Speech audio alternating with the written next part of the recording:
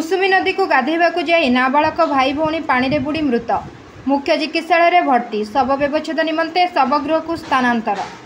नयागढ़ इटामाटी थाना अंतर्गत बाउंसियापड़ा ग्राम में अघटन। कुसुमी नदी को गाधेबाकू जाई भाई भौणी मृत। सूचना अनुसार आज सकाळ 7टा समय बाउंसियापड़ा ग्रामर द्युतिकृष्ण सेठी पुओ साई बयस 7 वर्ष और झील काजल बयस 10 वर्ष सांग होई कुसुमी नदी को गाधोइबाकू जाइथिले। गाधोउथिबा बेले पानी भितरे बुड़ी रहिथिले। परिवार लोके खबर पाई सेठारे पहुंचीथिले। तांको सांगरे किछि युवक मध्य जाइथिले। युवक माने भाई भौणी को उद्धार करी संगे संगे मुख्य चिकित्सालय भर्ती करथिले। डाक्तर देखी भाई भौणी को मृत घोषणा करथिले और शव व्यवच्छेद निमंते शवगृह को पठाइथिले। हमर होछि बांगसापड़ा कविराज सेठी मु तो जो घटना घटला आपण उद्धार करथिले कोन रहितला घटना? आमे संगाती टका टकी गाधिया को जाउथलु।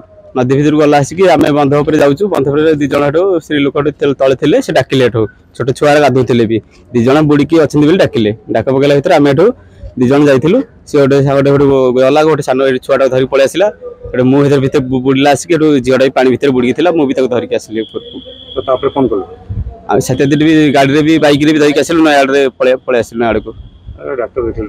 डाक्तर देखला डाक्तर कहते ना मो ना सूर्यकांत मल्लिक घर बांसियापड़ा। तो आज सकाल जो भाई बहन मृत्यु होती कुसुमी नदी में कौन रहा घटना?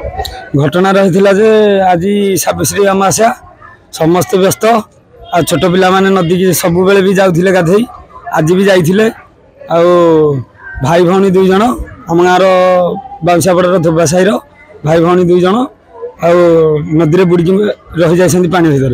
आमे गाधई जिबा बेले तांको जेजीमा डाकिले जे कहले मो नाती नातुणी बुड़की भितर रही जाइछन्ति आस आमे बाइक भाइक रखिलु। सब ऊपर दौड़िकी गलु नदी भितर। मो पुओटा को फास्ट खोजिकी पाइगली पानी भितर। आकु आनिकी पेट फेट चिपा चिपी करियारु तार सब पानी फाणी बाहरला। तापरे आम बड़ भाई सी कविराज सेठी आम गाँव सी भी मो पछरे थिले। सी सेठी जाइकी झीटा को उद्धार करके नहीं आसिले।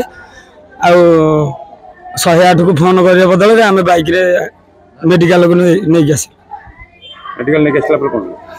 मेडिकल डॉक्टर देखिले।